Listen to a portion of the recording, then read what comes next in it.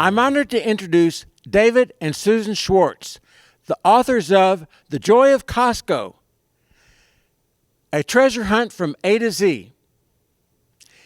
David is the author of The Last Man Who Knew Everything, The Life and Times of Enrico Fermi. David and Susan will offer a delightful existential experience of shopping at Costco's around the world. The book is made interesting also because they give a cultural context of their shopping experience. I'm honored to introduce David and Susan Schwartz.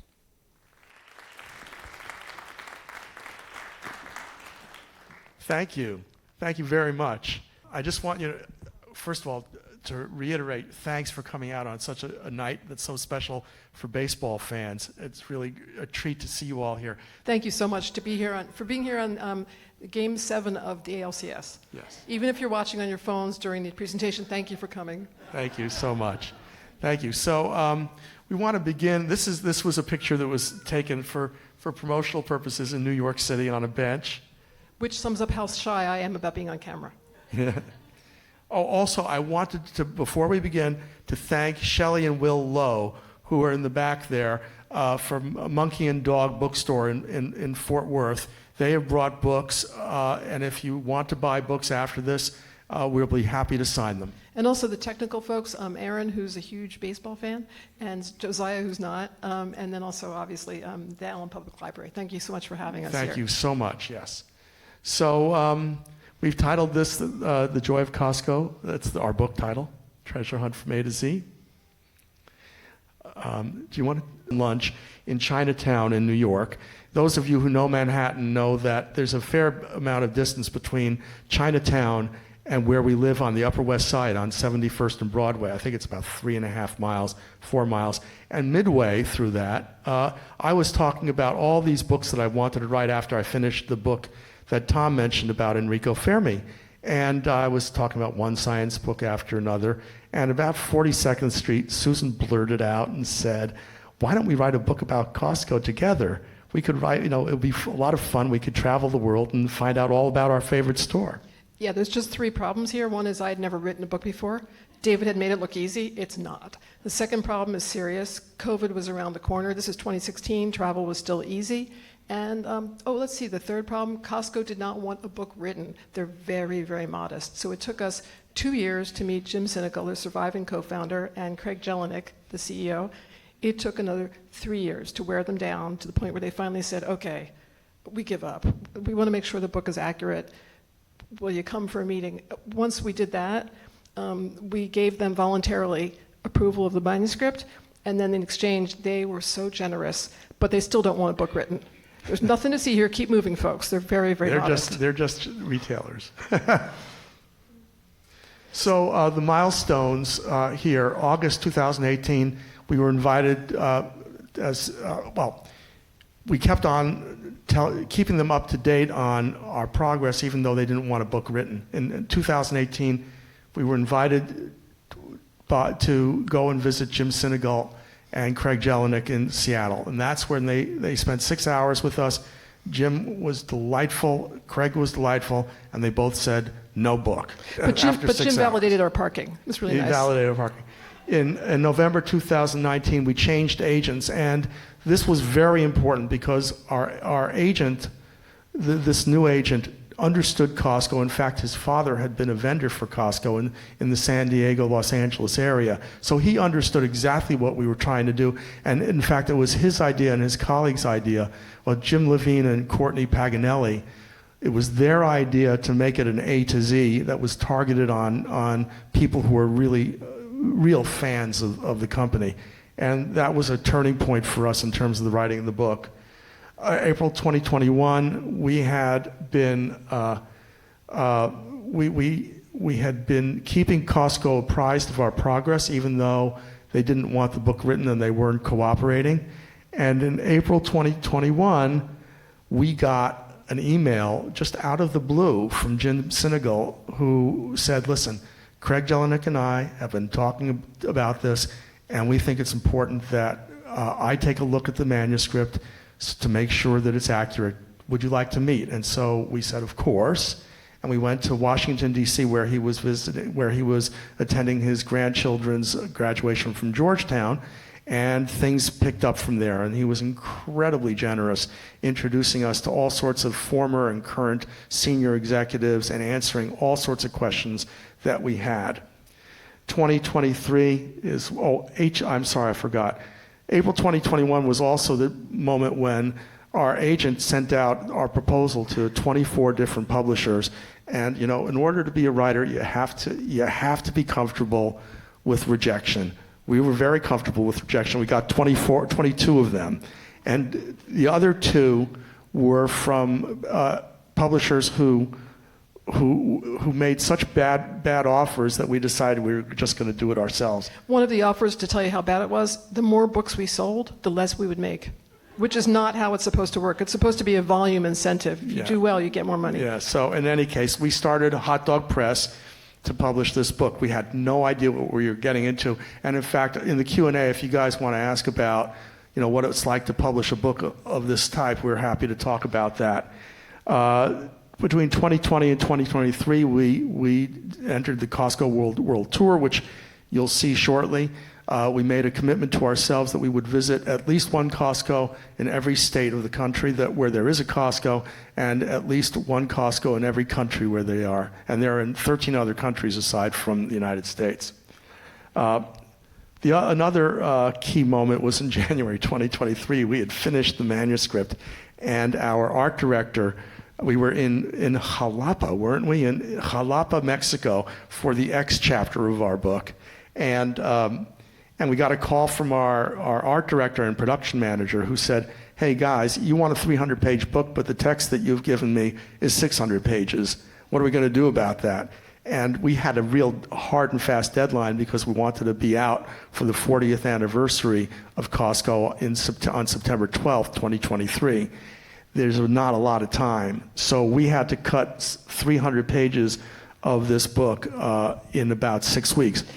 What that means actually is that I cut 300 pages because David loved every word. So I worked really hard. I hacked away at it. She is one tough cookie. Yeah, samurai style. And then obviously September 12th, 2023 publication. So the business model that Costco has is really unique. It's highly curated and high quality. They have only 3,800 items in the warehouse, and that's what makes it so exciting for us that they, a month and a half ago, decided to sell our book at the warehouse. We didn't know until a month and a half ago they would sell it. So we were planned on distribution everywhere in the US and in Canada, big stores, little stores, anybody who would take it.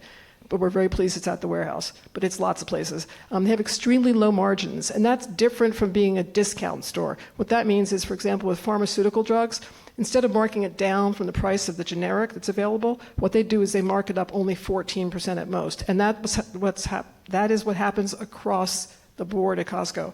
Whatever the cost is, it's at most marked up 14%. And then finally, they've got a code of ethics that's very, very trim as well. It's only 19 words. The first ones are obey the law. It's a great company. Let's go on. So the Costco World Tour, 225 plus warehouses, 220,000 miles, 14 countries. We are tired.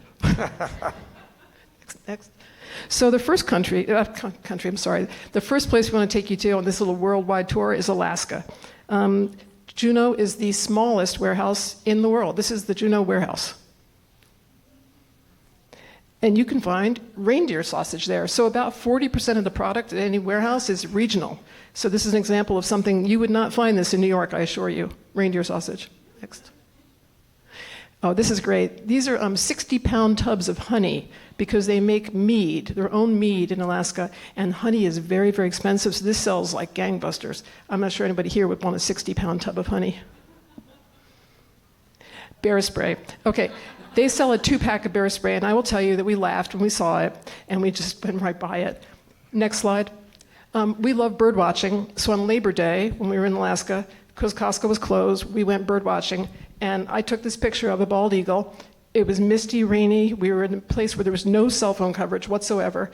We're getting closer and closer to the eagle. I'm taking more and more pictures. And I'm keeping an umbrella over her head, so I'm facing exactly the way she's facing. So it was a big thrill until we turned around to walk back to the car with no cell phone coverage and saw a huge pile of steaming bear poo on the ground 2 feet behind us. And we looked at each other and said, Costco had a 2-pack of bear spray. Okay, so this is Australia, and this is the food court in Australia. Food courts around the world are different. They're fascinating. We really loved the one in Australia. Australia has, I think, 14 different Costco's, something like that. And this is one of the things that we really love. This is called a chicken butter pie. It is a variant on an Indian dish. And this is not to be believed, and we wish they would have this here. It's so good. They also had a clam chowder and a bread bowl, which is spectacular. And of course, they have Vegemite. I don't know how many of you people know Australian food, but this is a yeast spread that they put on the toast. I cannot stand it, but they love it. I guess you have to have been born with it. And my stepson, David's son, loves this, so we brought one of these home for him. For some It's reason. 950 grams. It's pretty big. Yeah. Oh, and these, I don't know whether you can see, there's a hand up there. These are strawberries that are the size of your fist.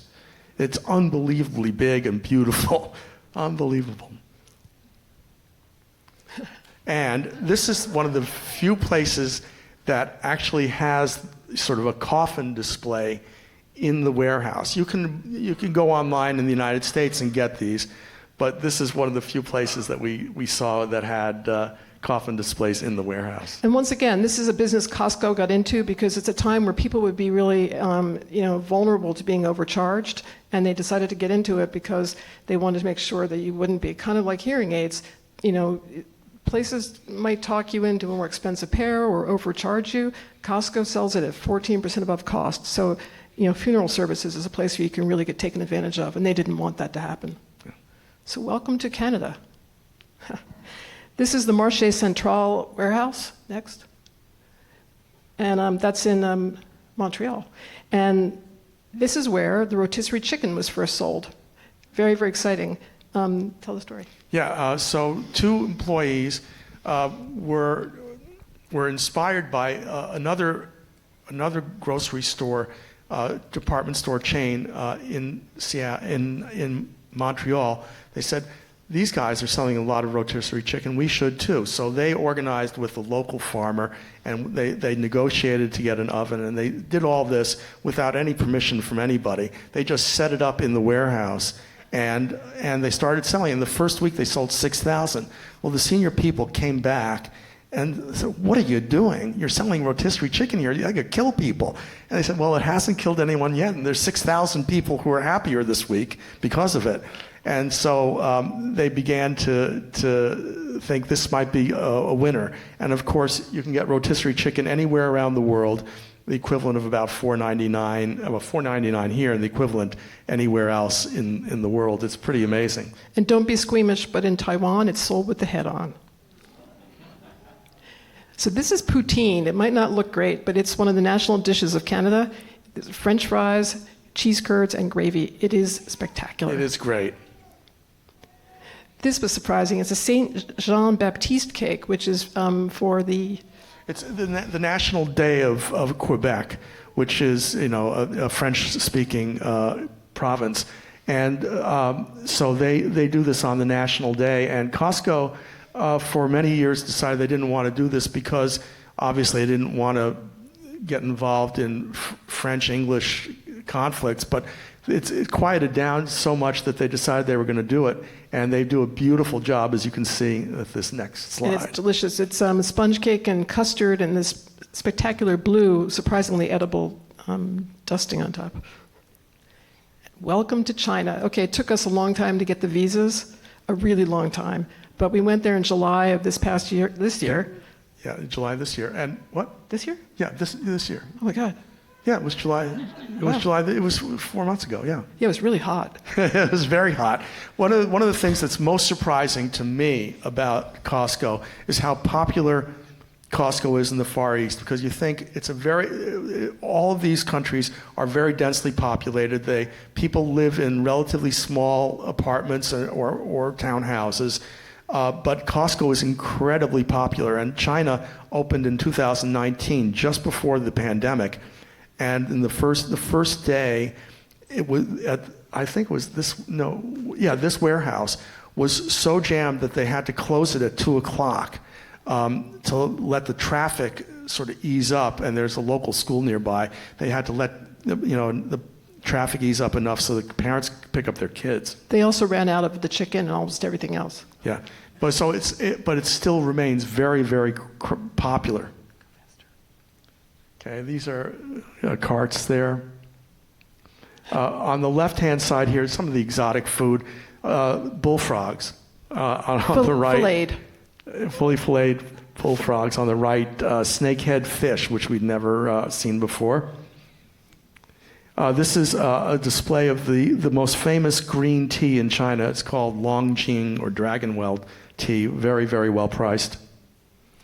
And this is one of Susan's favorite. This is a huge display in the produce section of gigantic bags of fresh garlic and fresh ginger for prices I've never seen in Chinatown in New York City. Truffle soy sauce, a 2-pack. And now we're in France, Susan. Okay, France is really special, not just because it's a subway and train ride away from Paris, so that was really great, but because this building, if you see on the far right there, you can see it's got what's called a living wall. So that actually is landscaped. It's really mind-blowing. It comes out about 3 feet from the wall. And there it is. We've got another shot because I think it's pretty cool. So what kind of French stuff do they have? They have croissants that are made with a type of butter. It's like a burgundy sort of thing. It's actually registered. That's that little circle in the top right corner. Ham and cheese puff pastries. A cheese platter. A Methuselah of Saint-Emilion wine, Burgundy Bordeaux from 2011. And then my favorite, a 2-pack of foie gras. It's unbelievable. Hawaii. So this is the warehouse in Iwilei, Hawaii. It turns out to be the busiest warehouse in the world. It's amazing. Hawaiians love Costco in part because there are a lot of multi-generational housing, multi-generational families living together. So they go and shop all the time, and they can split bulk shopping. It's perfect for their culture. This is the Maui warehouse, and it's got these solar panels. They also have exotic chickens running around in the parking lot. I'm not sure why. Spam is very popular in Hawaii. So this is low-sodium Spam. And this dates back to when the GIs were there and they brought Spam in. So they actually have a type of sushi called Spam musubi, which we tasted. It's pretty cool. It's actually, I think, the biggest selling item in the warehouses there. One of the unique bakery items is a custard pie, which we had not seen anyplace else. And the next slide is fun. This is a company called Honolulu Cookie Company. Yeah, Honolulu Cookie Company had a chain of small retail shops in Hawaii that tourists used to go to, and they were very, very successful. These are wonderful butter shortbread cookies. The pandemic took over, and there were no tourists in Hawaii anymore, none. And so this company was in real trouble. Costco came up and said, "Listen, we think we can sell your inventory, which has a very short lifespan because it's fresh butter." And they said, "Okay, we'll try that." Costco sold the inventory out, and this company now is a partner with Costco around the world. So they went from 15 retail shops. I think most of them were in Hawaii, but a couple in the Far East. They are now global. It's an amazing story about how Costco works with vendors. Hawaii used to have to import all their eggs from the mainland until they started growing their own eggs there. So we had a chance to go see one of the egg manufacturers' facilities, and that was pretty cool. One of the things that Hawaii has about 50 local vendors who provide about 250 items, and this is one of them. And this is very unusual. The vendors in Hawaii can come in and organize their own shelves. It's pretty cool. And this is a fresh hand-cut local pineapple that's got a sort of spicy, sweet seasoning. And then the most surprising thing, they sell fresh leis, the Hawaiian wreaths. They sell them in Costco for prices that beat anybody else on the islands. Welcome to Iceland. So this is really exciting. I had been to Iceland before, and David never had, so this is a great opportunity to write off a trip to Iceland. I mean, to go to visit Costco. So they opened in 2016, and it took over the country by storm. 75% of the people in Iceland have a membership to Costco. 75%. It's an ideal place for Costco to open because it's very hard to get to Iceland, and as a result, all the products there for years and years and years have been very, very expensive. And so Costco can use its very powerful logistics system to bring stuff to Iceland from the UK at much cheaper prices than Icelanders were used to paying. So gasoline was half the price. Bathroom tissue and other staples, half the price. Icelanders just fell in love with the place right away. So this warehouse is one of the more unusual ones. It's got a grass roof. And that's because right back here on the left, there's a really upscale, lovely housing development, and I think Costco didn't want them to have to look at the roof. It also is a nod back to the traditional, Icelandic architecture. Those are the skylights that you see very often in Costco. And this is for some reason, I was enthralled by the way the different carts, for different languages. This is an Icelandic cart. And then this is amazing to me. A kilo bag of radishes. They rely on root vegetables, but I've never seen this anyplace else except for Sweden. Next. Japan. Japan is I think one of the most busiest Costco's in the Far East. This is just a sign. We thought it was very, very cool to see how their code of ethics translates into Japanese. The food court is amazing. Okay, corn chowder, soft serve ice cream in different flavors throughout the year, a falafel salad, and mango smoothies. And we were talking beforehand to somebody about how the mango smoothies were fantastic overseas, and then they brought them into the US, and they were controversial when they came here because I think they changed the recipe. But in Japan, they were really yummy. By the way, Japan sells more hot dogs in one of their warehouses than any place else in the world. This is making sushi by hand. Next one. This is amazing. A 46-count sushi package for $24, handmade. And they are spectacular. This is a fun shot. This next one.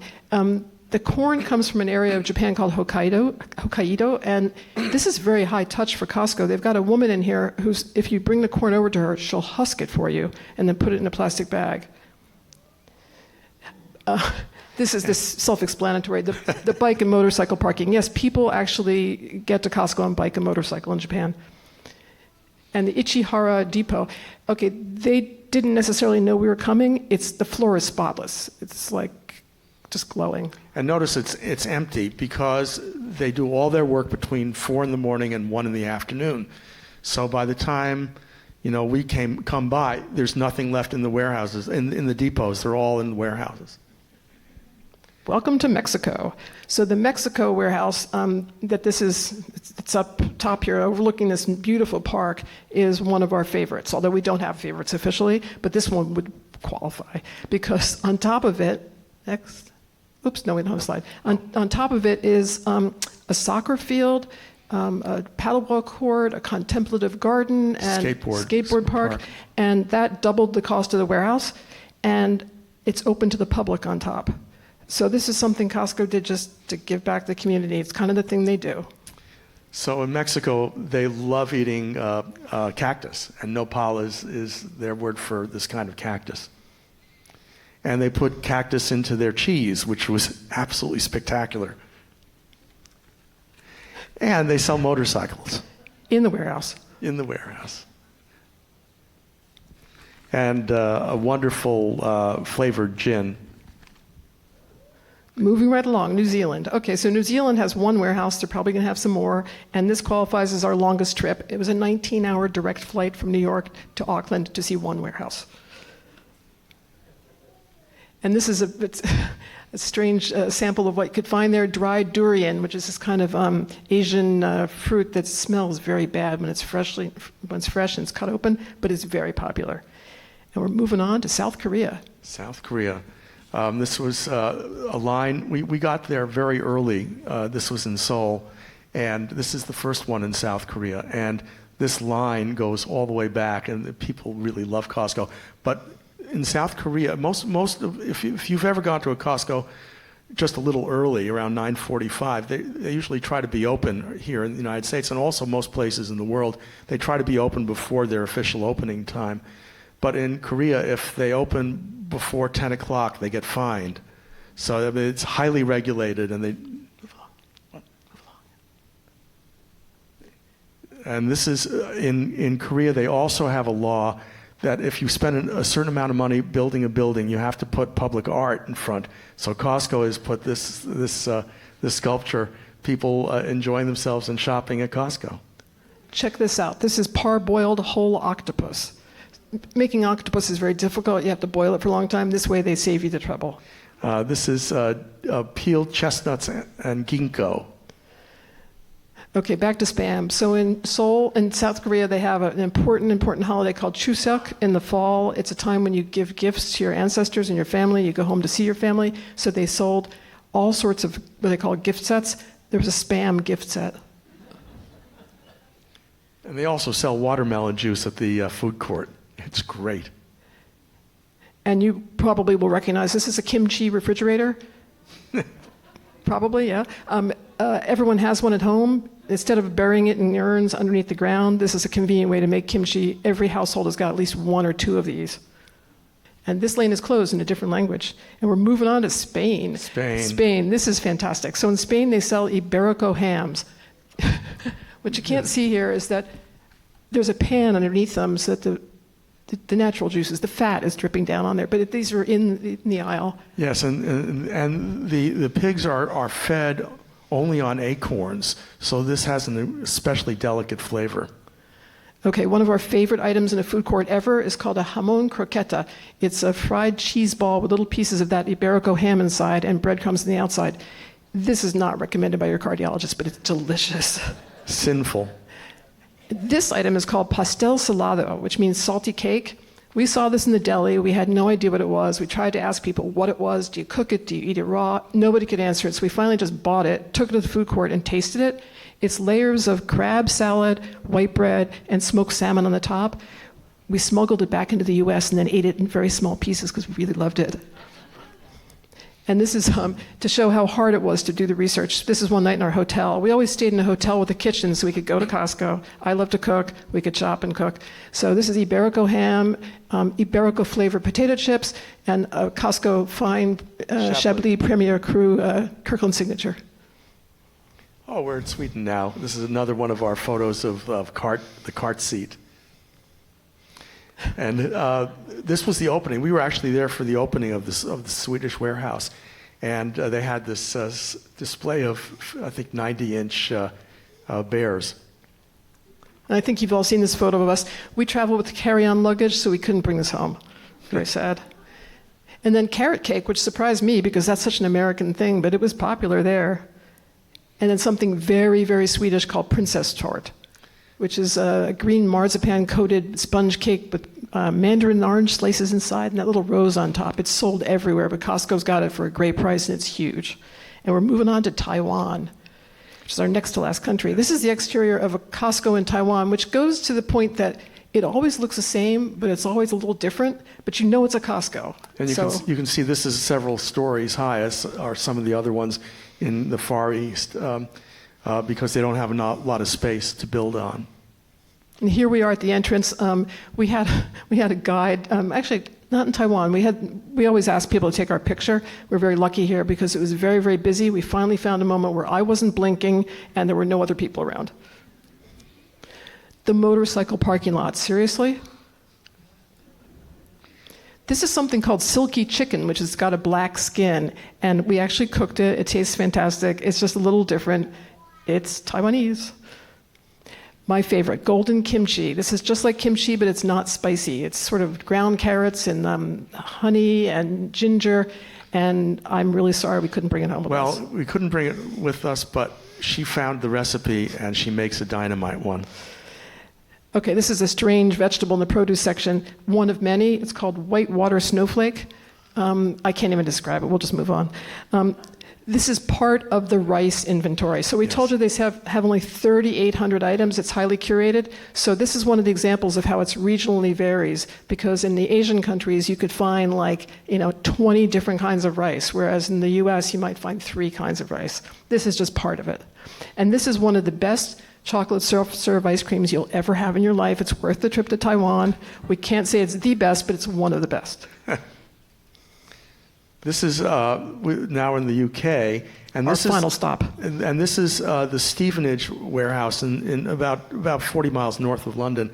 It is very unusual, as you can see. It was a former John Lewis is a department store there, a former John Lewis distribution center that they bought, and in 2019 converted it into a Costco store.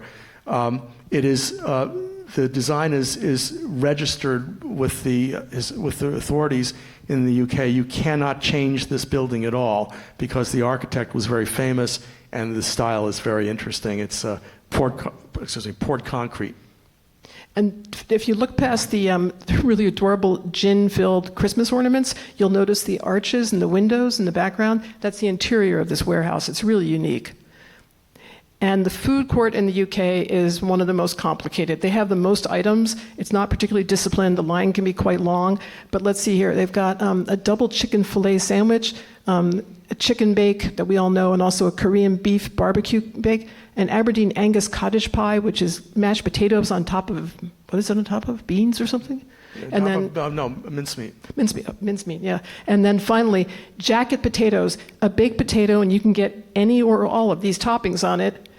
Baked beans, cheese, chili, or tuna salad. We tried them all. Oh, and this is the other side of the food court, which they have gelato from Italy, and the mango smoothie, as well as all beef hot dog and pizza. And finally, a 2-pack of free-range goose fat. Who can't use that? So thank you so much for listening to us take you around the world in 600 slides. If you have any questions, we'd be glad to answer. Any questions, as I say, on anything that we've talked about or on the process that we went through publishing the book? And does anybody know the score? 4-1, Texas. Yeah. Okay. I can save you the walk. Yes, we are executive members. Okay, and we're not employed by Costco. We're totally independent. We're not shilling for them. We just love the fact that they do the right thing when no one's looking. Are you an executive member? Yes. Yes, we are. Although I will admit, we didn't get our own membership until 2000 because I was still using my parents' membership. We had been married for 5 years, and we're still using my parents' membership. It's just ridiculous, but there you go. There you go. Where in China was the Costco? There are 2 in Shanghai, 1 in Suzhou, and there's now 1 in Ningbo, which is south of Shanghai. And they're opening, I think, 3 more in Guangdong and a couple of other places in South China. They don't have any in the northern part of China. We went to Beijing anyway. You can tell that story. So in all the time that Jim Sinegal and Jeff Brotman, the founders, traveled together and worked together, 35 years, 8 million miles? Yes. 6 or 8 million miles they traveled together. Only once did they go any place without a Costco, and that was Beijing to see the Great Wall. So we did that. We were in Shanghai, and then we went to Beijing. We went to the top of the Great Wall, and we called Jim and said, Jim, we made it. It was really great. Now, did you guys try any of the durian? No. I'm courageous, but I have not tried that. No. Sure. Have you tried it? I mean, is it I noticed that you were showing different countries, and you just showed one. Do they have more than one Costco in each country? Or, like we have several here in the Dallas area. Do they have several of the Costco in France? Yes, they have, I think, 2 and maybe a third one now in France. They're all around Paris. The only country that has only one is New Zealand. There's only one in Auckland, but in Iceland and Sweden. So there are only 3 that have only one country, one Costco, but they're expanding.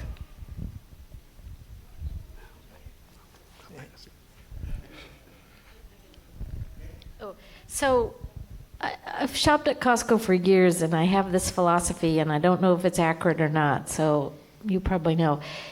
If I see something and I don't buy it right away, I can go back and it'll be gone. Like they'll just have some items for only a certain amount of time. What is the philosophy there? But yet some items are there again and again. How do they do that? Well, because they only allow 3,800 different items into a store, if they want to put a new item in, something has to go. So you'll find that the snacks, for example, there are some snacks that are always there. Some of the very big American vendors like General Foods, Nabisco, Mondelez, or Procter & Gamble in the cleaning supplies, they'll always be supplying. You'll always get Tide at Costco. But for some of the smaller ones, they're rotating quite conscientiously. So they'll have something in for 3 months and then pull it, and then put something else in, and they'll rotate if it's a product that's popular. If there's a new product that isn't popular, then they pull it. And It's called giving it a rest. So it just gives a little bit of a timeout. And the warning sign that you want to watch for is the asterisk in the top right corner of the price tag. That's called the Death Star.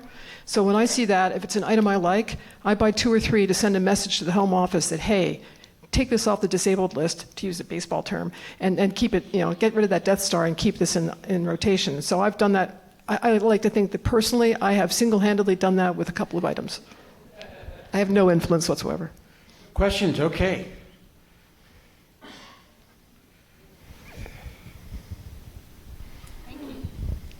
So when you walk into your home Costco, what's the one product that you always buy, you never walk out without it? well, salmon.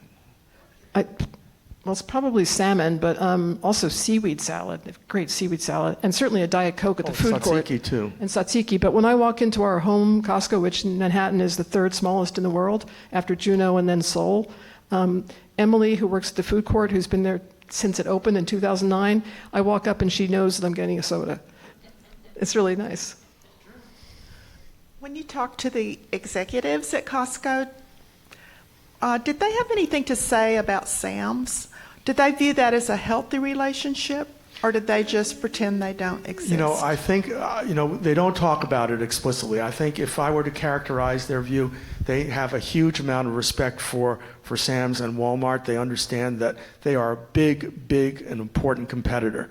But on the other hand, I think the Costco senior executives have a very clear idea of what their business is about and don't really want to sort of try to compete with Sam's or Walmart the way that they do their business. They have a very clear business model, and they believe that if they pursue that business model, they can always compete effectively. Questions, comments, protests? I actually have 2 questions. First, what's your favorite or most unique item that you've seen in the Costco's here in the United States? Well, I'll tell you, one of the most unusual items that I've seen, that we saw years ago, and you can still get it, is dried shiitake mushrooms. You get this bag and you think, what could that be like? Well, they really taste good. They're crunchy and salty, and they taste like dried shiitake mushrooms, and they're wonderful snacks. And I'll add that they're actually made by a vendor that's located in Australia. So we went to the home office in Seattle and we met with one of the buyers, and we said to her, what are the relationships like with the vendors? Could we talk to a vendor? Because there's all this talk about, the vendors being treated badly and this and that. And she said, sure. And we said, we love the dried shiitake mushrooms. Could we talk to them? And she said, absolutely. So we picked the vendor. And so she put us in touch right away. They're in Australia. We did a Zoom with them. And then when we went to Australia, we met them, and it was really great. They told us that the relationship with Costco is like a partnership. Sometimes Costco has the idea for a product, and they're called Allie and Rose. Sometimes Costco has the idea and asks them, can you make this? And sometimes they have the idea and go to Costco and say, will you sell this? So it's really great, but that product is really cool. It was available in New Jersey. We didn't have it at our local warehouse, so one of my friends from New Jersey brought me 3 bags of it for my birthday one year. You said you had another question? I actually just thought of another one, so 3 in total. I was wondering if you have any insight on how Costco chooses its buyers, because I feel that they find like so many great products, and there's always something new. There is a real effort to recruit from within. I mean, everyone is recruited from within, and usually starts pretty low down. Pushing carts around or working in the food court, and employees move up the ladder. And then if someone decides they want to become a buyer, which is not on the floor, obviously, it's in either the regional offices or the home office. They apply for that, and there is a process by which they are trained. They start off as an inventory control manager and then move up to the assistant buyer and then to buyer. So it's a process by which they learn how to do this. And then the buyers don't, some buyers will stay in one product line for a very long time. For example, the woman who was the book buyer at Costco for 35 years, was just the book buyer for really specialized in that and made a big mark. Her name is Penny Iannicello Clark, and she's retired and is a consultant to us. But some of them move around all over the place, and some of them are buyers in food, some of them, and then they go to non-food, and then they go to sundries, and they go to furniture. It goes all over the place. So it really depends.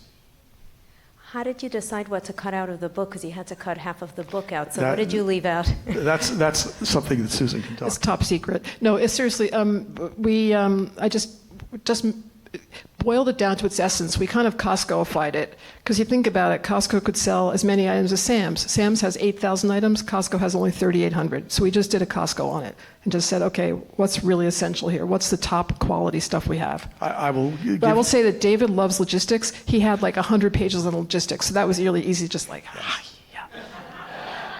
I think there's a question down in the front here.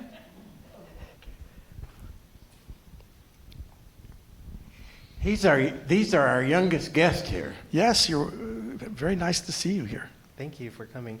2 questions. Number 1, when it comes to rotating the items to keep people guessing, are all the Costco locations using some sort of algorithm on where to place it, or is it left up to each store to determine where they want to place it? It's left up to the managers. It's really, really cool that they have so much autonomy. And that, back to the rotisserie chicken, that's the sample. I mean, so the rotisserie chicken in Marché Central in Montreal, these 2 employees decided, cool, let's sell some rotisserie chickens. And they started doing it. Same thing with the hot dogs. The hot dogs were first sold at the Portland warehouse. So the manager knew a guy named Warm Wonderful Gene who had a hot dog cart. And he said, sure, why don't you pitch up in front of the warehouse and you can sell hot dogs? And he said, oh, why don't we sell it with a can of soda? Okay, how much should we charge? I don't know, $1.50. And then the co-founders came and they said, what are you doing here? And they said, we're selling a lot of hot dogs. And then it spread around the world. And second question, what kind of insights did you gain from meeting the new incoming CEO, Ron Vacris? Good question. He's been with the company 40 years. He started as a forklift driver, so I would say it's more of the same in a good way. He's got the same DNA. Interestingly, he started at Price Club, not Costco. And in our book, we talk about the merger between the two and the history going all the way back to Saul Price and Price Club. But Ron is a great guy, and he's just as nice as Craig. and Jim. And I don't think you're going to see any major changes. It just, their business model is their business model. Yeah. Tell them how y'all get to shop your own Costco in New York. Oh, so we live in the Upper West Side, so I do what a lot of people do. I take the subway up to 116th Street. It's an express train. And then I take the crosstown bus. And then I walk 1 block to Costco, and there are a whole lot of other people with me. We call it the Costco Express. They're all trudging across the street. If you have a lot of stuff, you can take a taxi home for $20. And if you don't, I take it in my Trader Joe's shopping bags. It's pretty cool. On nice summer days, we will walk the 6 miles to Costco and then take the subway and bus home. Now that's loyalty.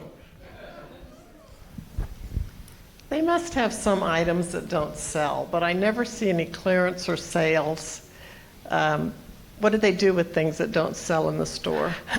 Unfortunately, they return them to vendor, which we hope will not happen with our book. No, seriously, they do markdown items and to move them out, and that's when you see the Death Star. Sometimes it's something that wasn't really selling and it's going to move out, so they're marked down. And today at the Plano warehouse in the liquor store outside, I saw a couple carts of different kinds of alcohol. It said, last chance, last items. Yeah. But one thing to note, when they pick up a vendor, when a vendor is approved, they work with the vendor to make sure that the vendor's business with Costco is no more than 25% of that vendor's total business. So that if Costco decide, or if Costco members, it's always going to be the Costco members, decide that this product isn't for them, and Costco cuts the relationship, that vendor isn't going to go out of business. And they're very, very sensitive about that. Maybe one more question? Yes. Thank you. I've really enjoyed this. It's been fun. But I do have a question. Do you have a fun memory, like when you were first dating and you went to Costco or something?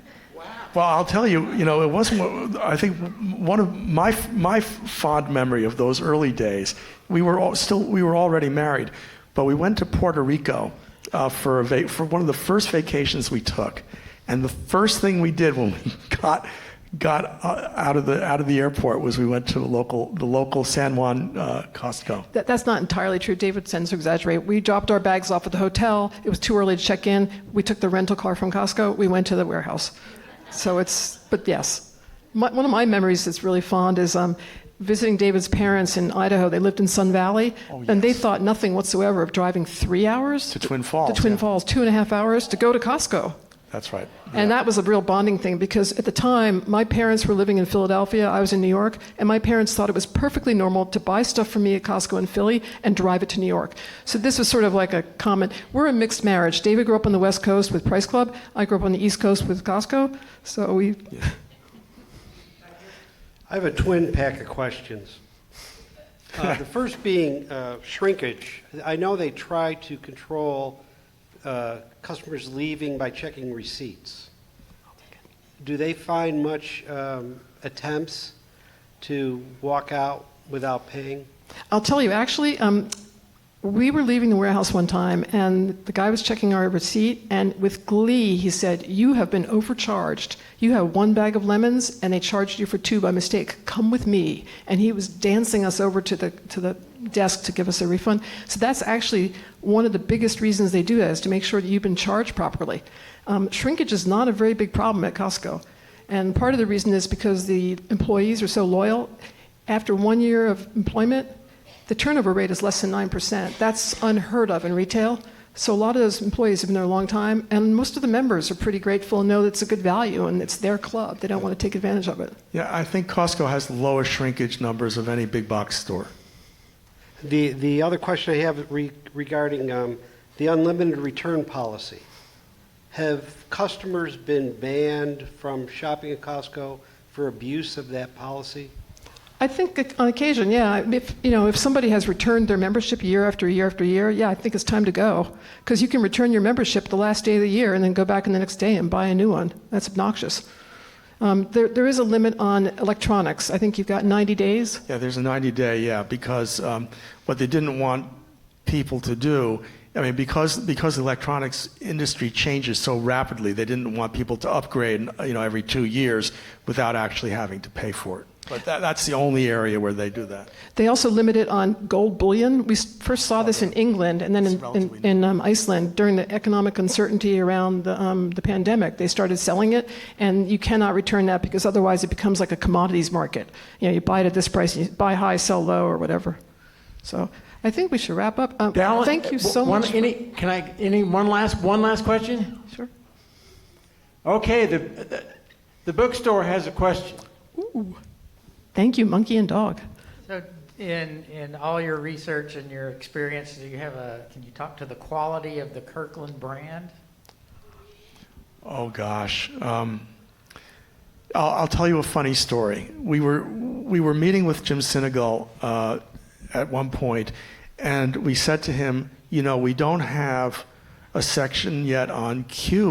We're trying to figure out what we could put in Q. And he looked at us and he said, guys, quality. Now, we felt so idiotic. This is from the man who didn't want a book written, still doesn't want a book written. I think what he said to us was at the beginning, 50 people, 50 people, some of them close friends, have come to me and said, I want to write a book about Costco. And I said, no. How am I going to explain to them? Who the hell are David and Susan Schwartz? So, but it was Jim who came up with quality, and that really speaks to it. Everything in the warehouse is top quality or it goes. Yeah. I'll give you an example of one of the quality things that they've done. They noticed that over time, the national brands of tuna have had trouble keeping their prices where they are and providing the same quality of tuna. It's just a function of the tuna market. So they negotiated with one of those brands to produce a higher quality tuna that they can can under their own Kirkland Signature label. Another example of quality, which is really interesting, is that many years ago they were selling some European butter cookies, shortbread cookies, and they found out that the manufacturer of the cookies was beginning to skimp on butter without telling them to make more money for themselves.